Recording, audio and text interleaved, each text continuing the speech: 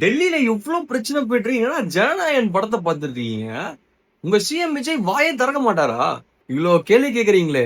போன வாரம் FIFA world கப்பும், ஆடிஸ்ஸே படம் ரிலீஸ் ஆச்சு. அப்பல்லாம் என்ன பண்ணிட்டு இருந்தீங்க? அப்ப எங்க போச்சு உங்க சொசைட்டி அவேர்னஸ்? நான் ஒரு கேள்வி கேட்கிறேன். இந்த புரொடெஸ்ட் ஏன் ஆரம்பிச்சது? எப்ப ஆரம்பிச்சதா தெரியுமா? இந்த புரொடெஸ்ட் ஆரம்பிச்சு 1 மாசம் ஆச்சு. அது மட்டும் இல்லாம இந்த 1 மாசமா அமைதியா தான் போயிட்டு இருந்துச்சு. இப்பதான் தேவையில்லாம ஃபார்மேஷன்ஸ் உள்ள போய் இந்த காக்ரோச் ஜனதா பார்ட்டி வந்து ஒரு சில சஸ்ஸான வேலையெல்லாம் பார்த்து தான் இப்ப அங்க இருக்கவங்களுக்கு வயலேஷன்ஸும், ஹராஸ்மென்ட்டும் நடந்துட்டு இருக்கு.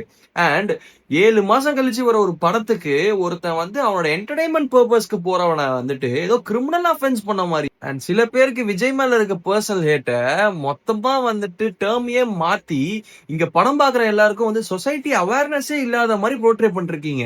டெல்லியில ஜந்தர் மந்தர்ல நடக்கிற புரொடெஸ்ட் ஆக்சுவலா என்னன்னா, லீக்கான பேப்பருக்கு அக்கவுண்டபிலிட்டி எடுத்துக்கோங்க.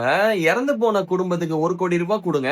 அண்ட் பெரிய டிமாண்ட் என்னன்னா, அங்க இருக்கிற எஜுகேஷன் மினிஸ்டரை ரிசைன் பண்ண வைங்க அதுன்றதுதான். டிஎன் கவர்மெண்ட் வந்துட்டு ரொம்ப வருஷமாவே நீட்டே வேண்டாம் அப்படின்ற ஸ்டாண்ட்ல நிக்குது. சோ அங்க வந்துட்டு ஃபேர் நீட் வேணும் அப்படின்னு சொல்லி நிக்கிறாங்க. இப்ப நான் அவங்களுக்கு சப்போர்ட் பண்ணா நம்மளோட ஸ்டாண்ட் என்ன ஆகும்? நீட்டே வேண்டான்னு இருக்கிற ஒரு ஸ்டேட் நீட் வேணும்னு சொல்ற பீப்புளுக்கு எப்படி போய் சப்போர்ட் பண்ண முடியும்? இத பத்திலாம் எதுவுமே தெரியாம விஜய் வாய்ஸ் அவுட் குடுக்கல, இவங்க வாய்ஸ் அவுட் குடுக்கல, நடிகர் வாய்ஸ் அவுட் குடுக்கல. ஏன் தோனி, ரோஹித் சர்மா, விராட் கோலி இவங்கலாம் குடுக்கலையே. இவங்கள போய் கேட்கலாமே. சி கைஸ், நமக்கு என்ன விஷயம்னு தெரியலனா கூட பரவால்ல. ஆனா தெரிஞ்ச மாரி தேவையில்லாம வந்துட்டு ஒரு டர்ட்டி பாலிடிக்ஸ் வந்து சப்போர்ட் பண்றத ஸ்டாப் பண்ணுங்க கைஸ்.